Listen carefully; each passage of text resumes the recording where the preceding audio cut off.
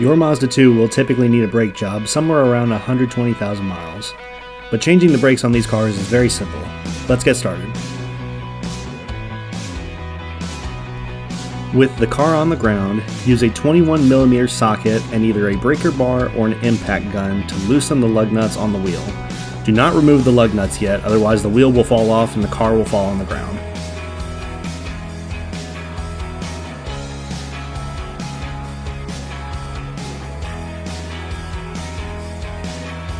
Position the jack under the side rail and lift the car off the ground.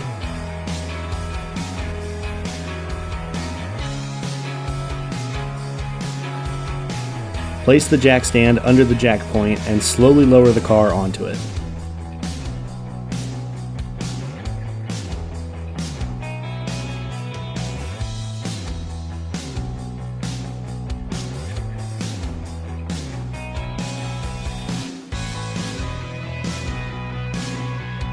Now you can remove the lug nuts all the way off the studs and remove the wheel from the hub.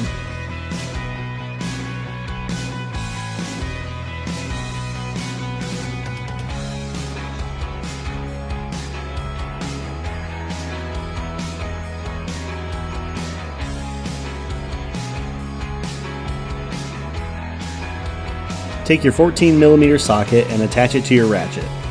First, we're going to undo the caliper slide pin bolts. These should come off relatively easily as they're only torqued down to 22 foot-pounds from the factory.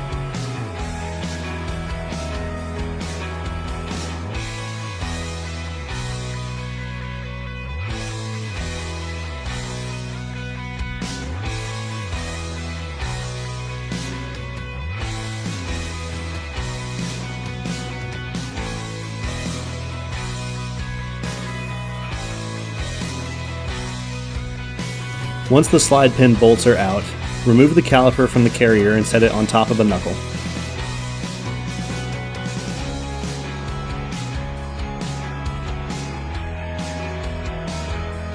Remove the brake pads from the carrier and inspect them for any unusual wearing.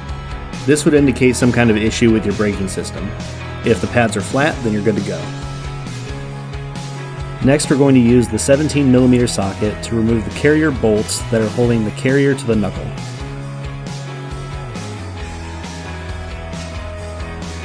Given the amount of moisture, brake dust, and heat cycling that these bolts go through on a daily basis, it's common for these bolts to be very difficult to remove.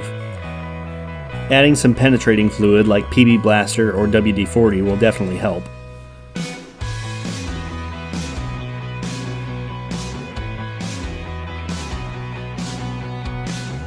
You can try turning the steering wheel out to get more leverage on the bolts, or you can try using a power tool like I did. Once the carrier bolts are out of the way, remove the caliper carrier from the knuckle.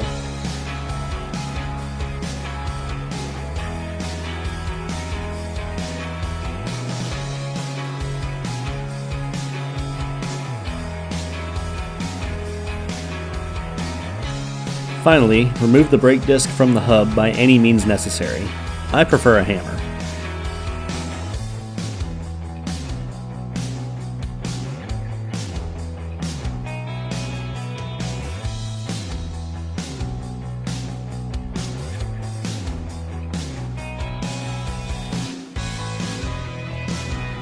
The pads and rotors that we're going to install today is the Power Stop front axle kit for the Mazda 2. It includes front pads and hardware, and painted rotors so that you don't have to spray a bunch of brake cleaner on the rotors when you install them. This kit comes from a reputable brand, but is also very affordable. You can find this all-inclusive kit on Amazon at the link in the description.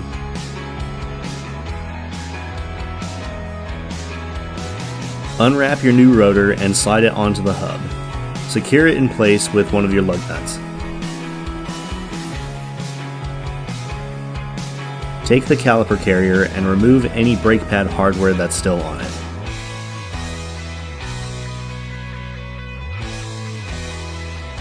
Install the shiny new hardware on the carrier and reinstall it onto the knuckle.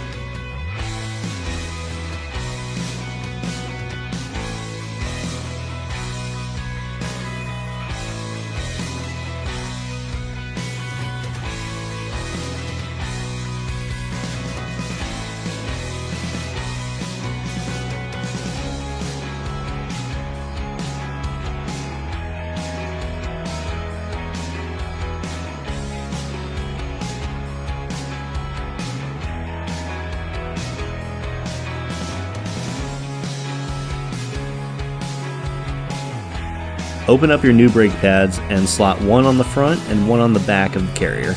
Make sure they slide all the way to the rotor.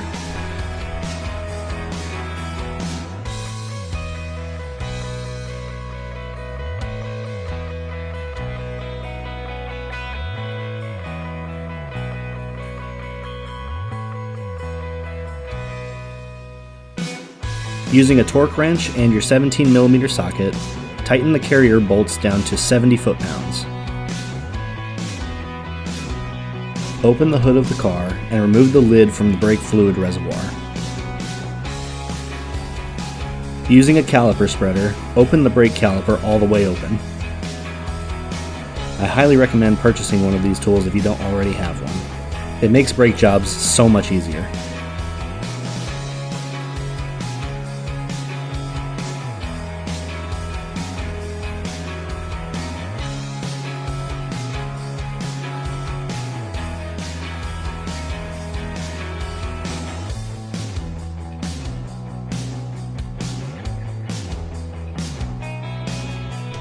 Once the caliper piston is fully retracted, put it in place over the brake pads. Hand thread the slide pin bolts.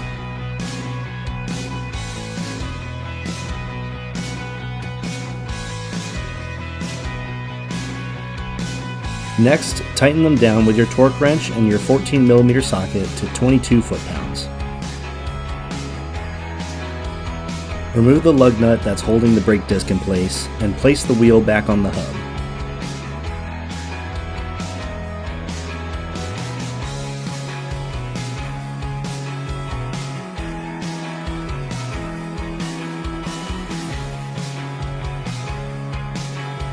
Hand thread your lug nuts and then tighten them down in a star pattern until they are hand tight.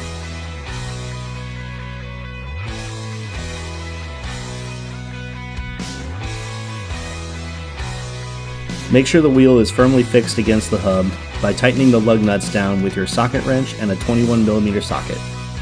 Make sure that you tighten the lug nuts firmly but not all the way quite yet.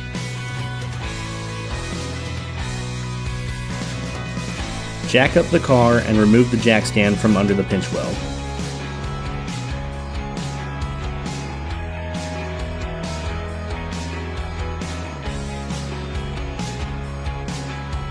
Then carefully lower the car to the ground.